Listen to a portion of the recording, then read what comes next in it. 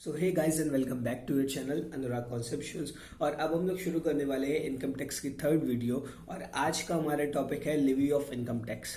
So income tax is a tax levied on the total income of the previous year of every person. हम लोगों को ये बात पता है कि जो इनकम टैक्स है वो गवर्नमेंट के द्वारा लगाया जाता है और गवर्नमेंट के द्वारा ही उसको कलेक्ट किया जाता है। लेकिन इनकम टैक्स को कैलकुलेट कैसे किया जाता है? तो इनकम टैक्स एक ऐसा टैक्स होता है जो कि टोटल इनकम पर लगाया जाता है। और यहाँ पर बताया है कि जो टोटल इनकम है वो आपकी प्रीवियस ईयर की होगी। अब प्रीवियस ईयर क्या है उसको समझ लेते हैं। फॉर एग्जांपल अभी जो हमारी फाइनेंशियल ईयर चल रही है वो है 2020-21। तो 2020-21 से पहले जो साल आई है उसको हम लोग बोलते हैं previous year, that is 2019 and 20। तो जितनी भी इनकम आपने 2019 एंड 20 में अर्न की है उस इनकम पर जब आप टैक्स जमा करोगे 2020-21 में, तो फिर आपकी जो प्रीवियस ईयर है वो क्या हो जाएगी 2019 एंड 20। क्लियर? तो इस तरीके से इनकम टैक्स जमा होता है। मतलब आपने पहले एक साल में इनकम अर्न की, उस इनकम पर जितना भी टैक्स बनेगा उसको आप अगले साल जमा कराते हो। Clear? So that's why it is known as previous year. अच्छा, यहाँ पे एक चीज और, जिस साल आप इनकम टैक्स जमा कराते हो अपनी प्रीवियस ईयर का, उस साल को हम लोग बोलते हैं असेसमेंट ईयर। क्लियर? ये दोनों टर्म्स यहाँ पे याद रखना कि प्रीवियस ईयर क्या होता है और असेसमेंट ईयर क्या होता है। प्रीवियस ईयर वो ईयर होती है जिस ईयर की इनकम पर हम लोग टैक्स जमा करते हैं, और असेसमेंट ईयर वो ईयर होता है जिस ईयर में हम लोग इनकम टैक्स जमा करते हैं। क्लियर? इन दोनों टर्म्स को अच्छे से समझना। अगला जो टर्म था वो था यहाँ पे एवरी पर्सन। अभी पर्सन्स में जितने भी इंडिविजुअल्स हैं, जितने भी बॉडी कॉर्पोरेट हैं, जितने भी पार्टनरशिप फर्म्स हैं, ये सारी आ जाती हैं। So a person includes an individual, Hindu undivided family, association of persons, body of individuals, a firm, company, etc. तो ये सारे जो लोग हैं ये पर्सन्स की कैटेगरी में इंक्लूड किए गए हैं। क्लियर? सो आई होप आप लोगों को इतना समझ में आ गया होगा कि प्रीवियस ईयर क्या होता है, असेसमेंट ईयर क्या होता है और पर्सन की कैटेगरी में कौन कौन आता है। चलो आगे हम लोग बात करते हैं टोटल इनकम और टैक्स पेबल के बारे में। टैक्स पेबल का मतलब यहाँ पे इनकम टैक्स है जो कि आपको पे करना होता है। So income tax is levied on an assessee's total income. Such total income has to be computed as per the provisions contained in the Income Tax Act 1961. हम लोगों को ये बात पता है कि जो इनकम टैक्स है वो एसएससी's की टोटल इनकम पर देना पड़ता है, और जो टोटल इनकम होती है उसको हम लोग कैलकुलेट करते हैं as per the provisions given in the income tax act 1961. Clear? इसमें हम लोग अपने हिसाब से कोई भी प्रोविजन नहीं लगा सकते हैं। जितने भी प्रोविजंस इनकम टैक्स एक्ट 1961 में दे रखे हैं उसी के अकॉर्डिंग हम लोगों को टोटल इनकम कैलकुलेट करनी पड़ती है।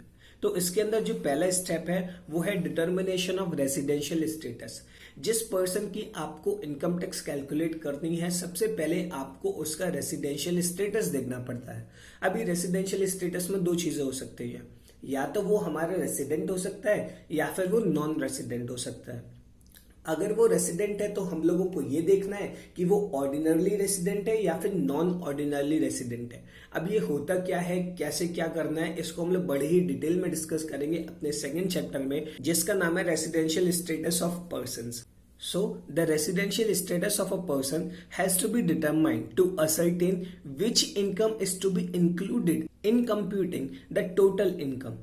तो सबसे पहले आप लोगों को क्या देखना है कि वो पर्सन हमारा रेसिडेंट है या फिर नहीं है। अगर वो हमारा रेसिडेंट है तो हम लोगों को ये देखना है कि वो ऑर्डिनरली रेसिडेंट है या नॉट ऑर्डिनरली रेसिडेंट है। बस इतना ध्यान रखो अभी। इसके बाद हम लोग उसको बड़े ही डिटेल में डिस्कस करेंगे अपने सेकंड चैप्टर के अंदर। इसके बाद हम लोग मूव करते हैं अपने नेक्स्ट स्टेप पर, जो कि है classification of income under different head. अभी जितनी भी इनकम आप अर्न कर सकते हो उसको 5 हेड में डिवाइड किया जा सकता है। Under the income tax act 1961 for computation of the total income, all income of the tax payer are classified into the 5 different heads of income. ये जितने भी टाइप होते हैं इसको हम लोग बोलते हैं हेड्स ऑफ इनकम, और ये हेड्स ऑफ इनकम होते हैं सिर्फ 5, जिसमें सबसे पहला आता है income from salaries, income from house property, third है हमारा पीजीबीपी जिसको हम लोग बोलते हैं profits and gains from business और प्रोफेशन, चौथा आता है हमारा इनकम फ्रॉम कैपिटल गेन्स, और लास्ट आता है हमारा इनकम फ्रॉम अदर सोर्सेस। जितने भी एम्प्लॉयज हैं जो किसी के यहाँ काम करते हैं as a contract of employment, तो वो लोग जितनी भी इनकम अर्न करते हैं उस इनकम को क्लासिफाई किया गया है अंडर द हेड सैलरीज। अगर किसी के पास बहुत ज्यादा घर है और उसने वो घर अपने रेंट पर दे रखे हैं, तो वहां से जितनी भी इनकम हो रही है उस बंदे की जिसने घर को रेंट पे दिए हैं, उस इनकम को क्लासिफाई किया गया है इनकम फ्रॉम हाउस प्रॉपर्टी के अंदर। जितने भी लोग बिजनेस कर रहे हैं या फिर जितने भी लोग प्रोफेशन में हैं और वहां से जितनी भी प्रॉफिट हो रही है या फिर गेन हो रहा है, उसको क्लासिफाई किया गया है under the head PGBP. Clear? Profits and gains from business और प्रोफेशन। इसके बाद हमारा अगला हेड आता है जो कि है कैपिटल गेन से रिलेटेड, और चौथा आता है हमारा इनकम फ्रॉम अदर सोर्सेस। अगर कोई भी इनकम स्टार्टिंग के 4 हेड के अंदर नहीं आती है तो उस इनकम को क्लासिफाई कर दिया जाता है इनकम फ्रॉम अदर सोर्सेस के अंदर। क्लियर? तो ये थे हमारे 5 heads of income.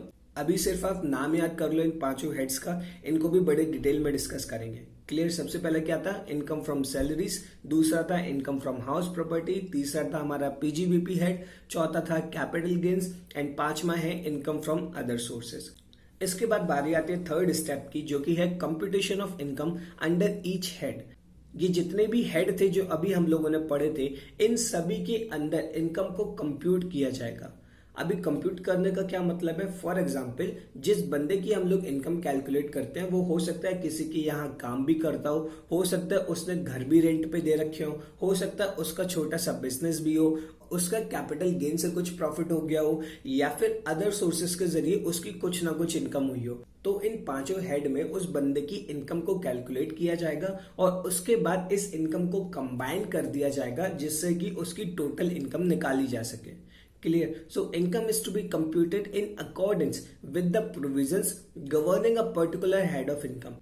Income from salary से रिलेटेड बहुत सारे प्रोविजंस हैं इनकम टैक्स एक्ट 1961 में। इनकम फ्रॉम हाउस प्रॉपर्टी से रिलेटेड बहुत सारे प्रोविजंस हैं। उसी तरीके से PGBP, capital gains and income from other sources के लिए बहुत सारे प्रोविजंस दे रखे हैं। और जब हम लोग इन हेड्स के अंदर इनकम कैलकुलेट करते हैं तब हमें इन प्रोविजंस के हिसाब से ही चलना पड़ता है। इसमें हम लोग कुछ अपने नए प्रोविजंस नहीं लगा सकते हैं, उन्हीं प्रोविजंस को यूज करना है और उन्हीं प्रोविजंस के अकॉर्डिंग इनकम कैलकुलेट की जाएगी जो कि इनकम टैक्स एक्ट 1961 में दे रखे हैं, और ये प्रोविजंस आपको याद भी करते पड़ेंगे। क्लियर? सो आई होप आप लोगों को ये 3 स्टेप समझ में आ गए होंगे। सबसे पहले स्टेप में हम लोगों को क्या देखना है? उस पर्सन का रेसिडेंशियल स्टेटस, कि वो हमारा रेसिडेंट है या फिर नॉन रेसिडेंट है। अगर रेसिडेंट है तो फिर ये देखना पड़ेगा कि वो ऑर्डिनरली रेसिडेंट है या फिर नॉट ऑर्डिनरली रेसिडेंट है। सेकेंड स्टेप के अंदर हम लोगों ने एसएससी की टोटल इनकम को 5 हेड के अंदर डिवाइड किया था, जिसमें पहला हेड था इनकम फ्रॉम सैलरी, दूसरा था इनकम फ्रॉम हाउस प्रॉपर्टी, तीसरा था पीजीबीपी, चौथा था कैपिटल गेन्स और आखिरी था income from other sources. Third step के अंदर हम लोगों ने पढ़ा था ये जितने भी हमारे हेड्स ऑफ इनकम है like salaries, house property, PGBP, capital gains and other sources, इन सभी हेड्स के अंदर इनकम को किस तरीके से कंप्यूट करना है, और किस तरीके से कंप्यूट करने का मतलब है इनको हम लोग कंप्यूट कर सकते हैं as per the provisions given under the income tax act 1961। So I hope आप लोगों को ये वीडियो पसंद आई हो, तो अगर वीडियो पसंद आई हो तो लाइक कर देना, चैनल को सब्सक्राइब कर देना। मैं मिलता हूँ आप लोगों से नेक्स्ट वीडियो में, तब तक के लिए bye bye and take care. शांत दिमाग न चलती है, सीने में आग सी जलती है, छोड़े जो तीर तो सीधा निशाने पे लगना जरूरी है, होती न गलती है, सांसें नहीं चलती है, सीधा हेडशॉट फट से प्रहार।